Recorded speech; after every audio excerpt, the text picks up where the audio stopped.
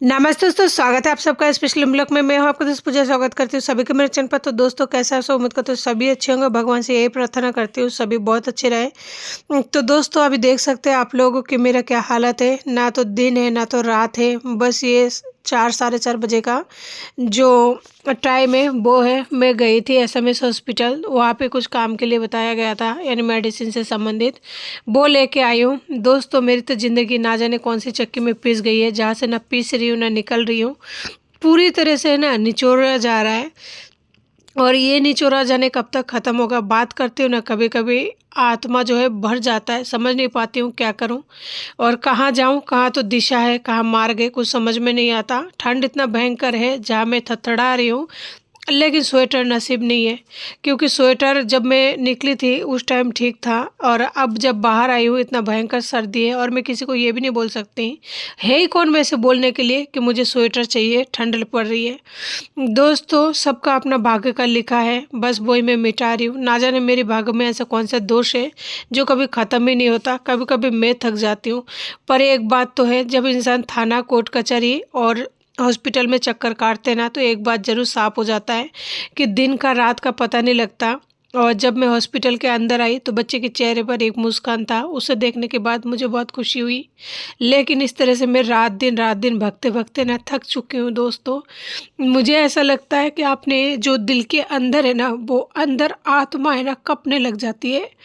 मैं कपने लग जाती हूँ। बस ये मेरे चेहरे पर हंसी इसलिए रखती हूँ क्योंकि बच्चे मुझे देखते हैं, मेरे माँ मुझे देखती है। लेकिन मैं बहुत ज़्यादा तकलीफ़ में हूँ, बहुत ही पेनफुल जो सिचुएशन है उसे गुजर रही हूँ। किसी को कोई फ़र्क नहीं पड़ता इस दुनिया में। मुझसे बस एक ही गलती हुई है जो कि मैं खुद स्वीकार करती हूँ। उस आदमी पर भरोसा किया है मैंने, और उसी की बदौलत आज मैं ये सब कुछ झेल रही हूँ। अगर मैं उस आदमी को अपना बैंक एटीएम कार्ड नहीं दी होती तो शायद मुझे थोड़ा सा रिलीफ मिली होती। क्योंकि सारा बैंक अकाउंट का जो भी पैसा था, मैं ये नहीं कहती हूँ बहुत सारा पैसा थे, लेकिन एक गरीब आदमी के पास जितना होता है उसके लिए वही उसका जमा पूंजी होती है, वही उसका सब कुछ होता है। मैंने सब कुछ उसको भरोसा करके दे दिया था। मुझे नहीं पता था एक दिन वो इंसान मुझे इस तरह से छोड़ के जाएगा। क्योंकि शादी का ऑलरेडी 15-16 साल हो चुका था इस वजह से। और उस बंदे ने मुझे इस तरह से, क्या बताऊं कि क्या किया है, कि जहाँ मैं 2 बच्चों के लिए आज ना तो जी पा रही हूँ और ना ही मर पा रही हूँ। क्योंकि मेरे बच्चों का कोई भी नहीं है मेरे अलावा। एक बूढ़ी माँ देखा आप लोगों ने इस टाइम उनका क्या हालत है। आदमी को गलती मतलब बताया जा सकता है, वो गलत हो सकता है, लेकिन हर वक्त एक इंसान को गलत बोलना वो भी सही नहीं है। तो वहाँ पे मैंने पहन लिया था स्वेटर, और खाना लेके आने के लिए बोल रही थी मम्मी। तो मैं सोचा क्यों ना जाऊँ, दवाई और खाना दोनों चीजें लेके आ जाऊँ। मेरा मन इतना ज्यादा भर जाता ना जब मैं आप लोगों से बात करती हूँ, तो मेरे दिल के थोड़ा बहुत बोझ जो है वो हल्का हो जाता है। जब से जन्म लिया है ना, मेरा नसीब ऐसा ही खराब है। पहले तो मैं वीडियो नहीं बनाया करती थी, मुझे पता है मेरा जो किस्मत है कितना ज्यादा खराब है। कितने दिन है? एक चाय पे 5 रुपए देने। 5 रुपए एक फोटोकॉपी के?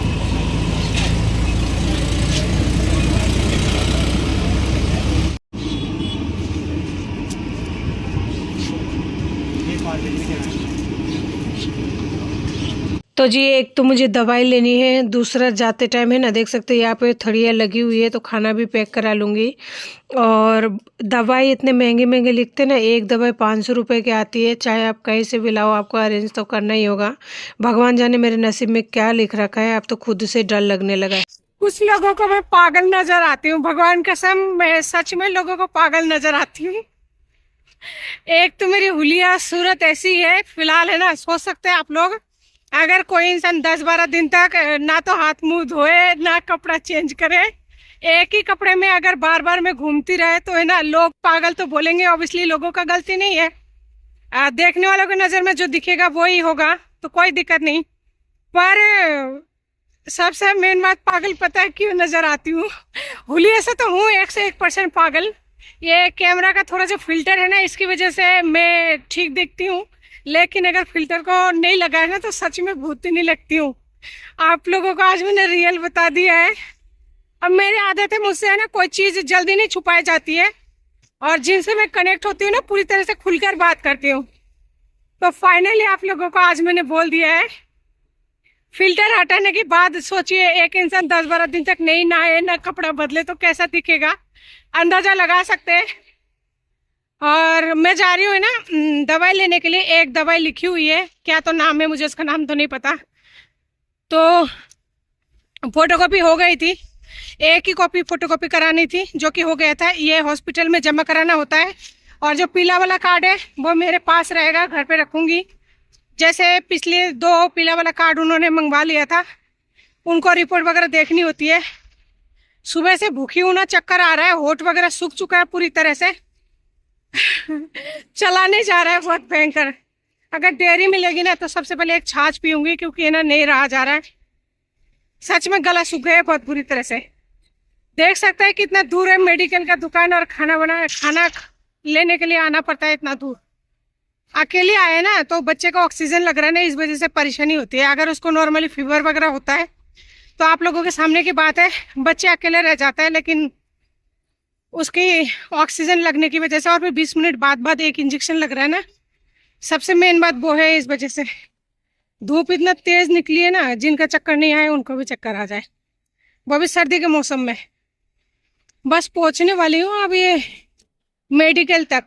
आसपास में मेडिकल स्टोर होना चाहिए, लेकिन वहाँ पे कुछ भी नहीं है। देखिए कितना दूर आ चुकी हूँ, जबकि ये हॉस्पिटल का लास्ट वाला कॉर्नर है। सामने रहती हूँ मैं, तो सामने रहती हूँ उससे मतलब ये है कि उस साइड में भर्ती है बच्चा। पहुँच गई हूँ, लेकिन फिर भी थोड़ा सा दूर है।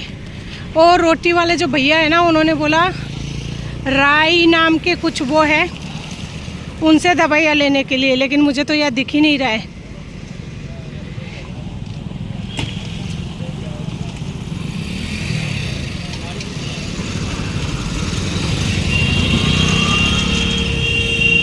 अच्छा राई मिल गया। वो जो रोटी बनाने वाले भैया है ना, ढाबा वाले, उन्होंने बोला है कि उस ढाबे से लेना, तो मिल गया वो राय।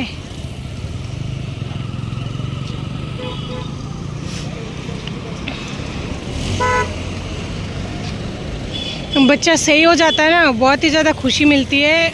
अभी जिनका बच्चा हॉस्पिटल में है उनको पता है क्या हाल है। कलेजा निकल जाता है, और पैसा तो लगता है, जो लगता ही है। पैसा लगेगा, स्वाभाविक सी बात है। हर दवाई नहीं मिलता है, वो तो शुक्र माना है कि राजस्थान का कार्ड बना हुआ है। लेकिन फिर भी आयुष्मान जो कार्ड है वो पूरी तरह से वो हो चुका है, क्या बोलते हैं उसको, वैलिडिटी ख़त्म हो चुका है। उसको दोबारा से अपडेट करानी पड़ेगी। आप देखेंगे यहाँ से निकलते सबसे पहले वही अपडेट कराऊंगी, क्योंकि ज़रूरी है, बच्चा बार बार बीमार पड़ता है।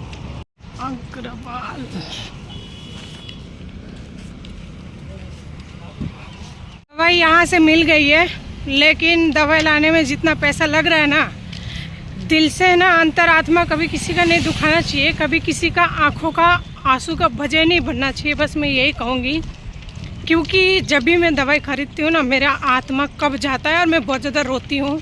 ये है दवाई, तो इसमें कुछ पंप वगैरह है, लेकिन मुझे बहुत ज़्यादा रोना इस बात का आता है कि कोई इंसान इतने क्लियर तरीके से जिम्मेदारी से कैसे मुक्त हो जाता है। और जिम्मेदारी की वजह से एक इंसान जिंदा है यहाँ पर, अपने आप को कुछ नहीं कर पाती है, क्योंकि जिम्मेदारी है पीछे। अगर खुद को कुछ कर लूँगी तो बच्चों का क्या होगा। लेकिन उस आदमी को ज़रा सा भी शर्म तक नहीं आई कि क्या कर कह रही हो। थोड़ा सा यहाँ पे बैठ गई हूँ, खाना वगैरह सारा सामान आ चुकी है, फोटोकॉपी वगैरह। बस यहाँ से जाके बच्चों को खाना खिला के कुछ प्रोसेस कंप्लीट होगा। उसके यहाँ बैठने की वजह ये है, एक थैली छाछ लेके आई हूँ। सारे सीटें जो है ना, सीट का मतलब जो बाहर बैठने के लिए रखते हैं, वो सारे में लोग बैठे हुए हैं, तो मैं सोचा क्यों ना यही बैठ जाती हूँ, क्या फ़र्क पड़ता है। माटी है, ज़मीन है, दवाई और खाना नीचे रखी हुई है साइड में। छाछ पी के जाऊँगी यहाँ पे।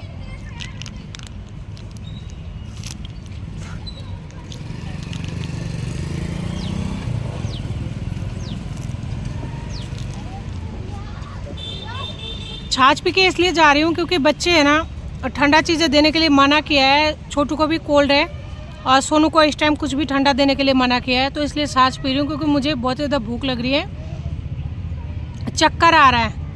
तो कहते हैं ना, खुद का हेल्थ का भी ध्यान रखना ज़रूरी है, तो इसी वजह से यहीं पे छाछ पी के जाऊँगी, ताकि बच्चे मांगे ना, और मांगेंगे तो फिर देना ही पड़ेगा, इसलिए यहीं पे पी के जाऊँगी। ना जाने भगवान है ना कौन कौन से दिनें दिखाते रहती हैं। पता नहीं आगे और कितना ज़्यादा इम्तिहान लिख रखा है। दिनें कंप्लीट हो चुके हैं, अब चलती हूँ अंदर। सामान इतना ज़्यादा हो चुका है ना, दोनों हाथों में नहीं आ रही है। कुछ गिर गया, पर्स गिर गया, गिरेगा। सामान बहुत ज़्यादा हो चुका है। एक हाथ में खाना, पर्स और ये बाबू का क्रीम, और एक हाथ में दवाई, पर्ची वगैरह जो सब कुछ है। बस यहाँ से निकलूँ तो जी जैसे मैं हॉस्पिटल के अंदर आई थी तो यहाँ पे देखा बाबू को जो ये क्या बोलते हैं, इसको हटा दिया है, कैनोला, यानी जो इंजेक्शन होती है, क्योंकि डॉक्टर ने बोला है इसको 24 घंटा या कुछ घंटे मतलब देखना पड़ेगा ऑक्सीजन के बगैर इसका कंडीशन कैसी रहती है, उसके बाद में इसे छुट्टी किए जाएंगे। यानी जो ग्लूकोज और ऑक्सीजन है आज के बाद में हटा दिया गया है। और आज अभी हो रही है सुबह का टाइम, सुबह की 8:30-9 बज रही है। जैसे इसको हटाया ना कैनोला को, तो इसके हाथ से बहुत ज़्यादा ब्लीडिंग हो रहा था और सूजन आ चुका है। सूजन नॉर्मली आ ही जाती है, क्योंकि बहुत दिन तक अगर आप इंजेक्शन लगा कर रखेंगे ना, और 4-5 दिन बाद बदल भी रहे थे। तो मैं उसको लेके आई थी यहाँ पे थोड़ा सा, मैंने कहा देखो बेटा यहाँ पे भगवान की मंदिर है, यहाँ पे थोड़ा सा आशीर्वाद ले लो उनसे।